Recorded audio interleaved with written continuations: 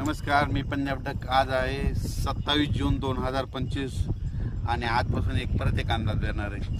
तर राज्यातल्या सर्वप्रथम शेतकऱ्याला सांगू इच्छितो की राज्यात सर्वदूरचा सध्या तरी पाऊस नाही, राज्यात विखुरलेल्या स्वरूपाचा पाऊस पडणार आहे, म्हणून हा अंदाज लक्षात घ्यायचा।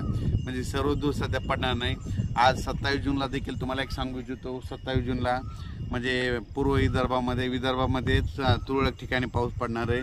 म्हणजे अमरावती जिल्हा, अकोला जिल्हा, बुलढाण्याच्या काही भागामध्ये, इकडे वाशिमकडे असा पाऊस पडणार, म्हणून हे अंदाज लक्षात घ्यायचा। पण राज्यात मात्र सध्याचा आला तरी आता सर्वदूरचा पाऊस नाही, म्हणून हे सगळ्यांनी लक्षात घ्यायचं। आणि राज्यात मग तुम्हाला एक सांगू इच्छितो, राज्यात परिस्थिती बघितली तर राज्यामध्ये मात्र विखुरलेल्या स्वरूपाचा पाऊस पडणार आहे, म्हणजे भाग बदलत पडणार आहे। आणि सध्यानं 28 आणि 27, 28, 29ला देखील एवढा काही पाऊस नसणार आहे, म्हणून हा अंदाज लक्षात घ्यायचा।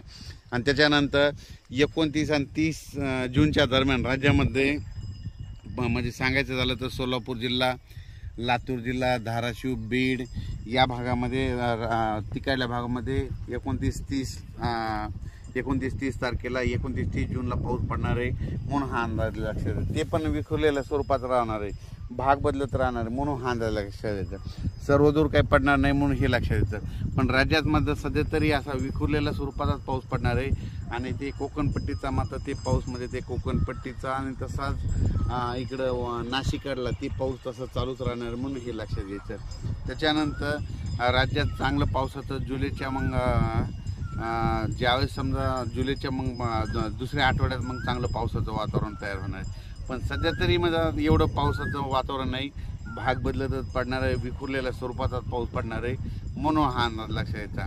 म्हणजे त्याच्यामध्ये काय होईल, ज्यांना पेरणी केलेल्याला जीवदान ठरणार आहे, म्हणून हे लक्षात घ्यायचं। आणि जमिनीमध्ये भरपूर ओल आहे। आणि काल देखील म्हणजे सांगायचं झालं तर विदर्भात खूप पाऊस झाला आणि त्याच्यामध्ये सर्व शेतकऱ्याला जीवदान भेटलं। तसाच आता ह्या 2-4 दिवस म्हणजे 29-30 तारखेला देखील असाच विखुरलेल्या स्वरूपाचा पाऊस पडणार आहे, म्हणून हे लक्षात घ्यायचं। आणि ज्यांना पेरलेलं त्यांना जीवदान भेटणार आहे, म्हणून अंदाज लक्षात घ्यायचा। अचानक वातावरणात बदल झाला तर लगेच एक मेसेज दिला जाईल।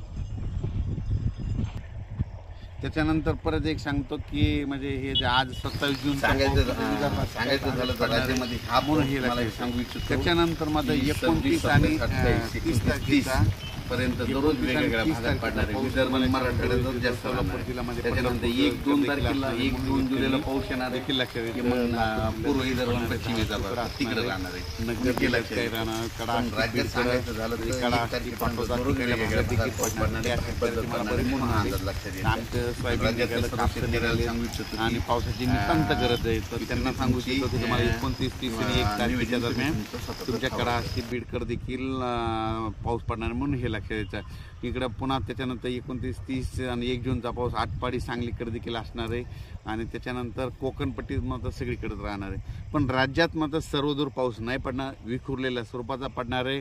त्याच्यानंतर काही ठिकाणी ऊन देखील पडेल, कडक ऊन देखील पडेल। त्याच्यानंतर इगतपुरी, नाशिक आणि नंदुरबारचा हे पाऊस मात्र कायम राहणार आहे, म्हणून हे लक्षात द्यायचं। पण त्याच्यानंतर 1-2-3 जुलैच्या दरम्यान परत काय होणार विदर्भामध्ये, पूर्व विदर्भामध्ये म्हणजे नागपूर जिल्हा, नागपूर, वर्धा, भंडारा, गोंदिया, तसंच त्याच्यानंतर अमरावती, त्याच्यानंतर इकडं शेगाव, तसं नंतर घाटाच्या खाली जळगाव ह्या पट्ट्यामध्ये पुन्हा तिकडंच पाऊस पडणार, म्हणजे 1-2-3 जुलैचा। म्हणजे सांगायचं झालं तर सर्वदूरचा सध्या पाऊस नाही, त्याच्यामुळे तिकडं पडणार हे लक्षात घ्यायचं। विखुरलेल्या स्वरूपाचा असणार आहे, म्हणून ही सर्व शेतकऱ्यांनी अंदाज लक्षात घ्यायचा।